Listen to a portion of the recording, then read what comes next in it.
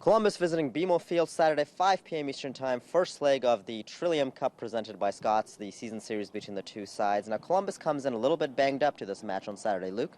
They've got some question marks surrounding some of their key players, so not more so than Chad Marshall, who has actually been ruled out for this game. Now, he's been in the league a long time, two-time MLS Defender of the Year, a real rock for Columbus at the back, but he's injured, so won't be making the trip to Toronto. So that's a bit of a plus. They might have to shuffle things around in terms of players moving from different positions, because there are still questions over whether Danny O'Rourke will be fit to travel. He plays midfield, can also play centre defence, and if he's fit, might just slot into the middle of the back line. Otherwise, they might have to move a few people around, could even bring in Eric Gehrig as well, or push Williams from full-back into the middle. So there are options there for Robert Vaziha's side, but this certainly won't be his strongest lineup as he copes with the loss of Chad Marshall.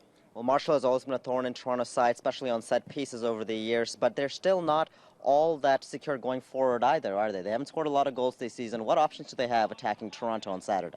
Well, Columbus Crew, the midway through last season, really stepped it up when they brought in Arrieta and Higuain, two players who had a great back end to the season, and in the end, Columbus just fell short of turning things around.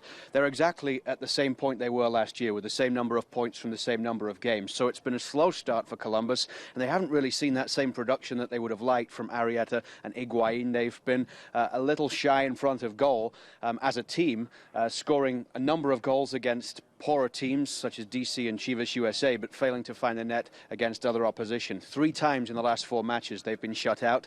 They've lost those 3 games out of the last 4 as well. So this isn't a Columbus team coming in that is full on confidence, and as I mentioned before, with a couple of key pieces missing, this might be a good time for Toronto FC to face the Crew.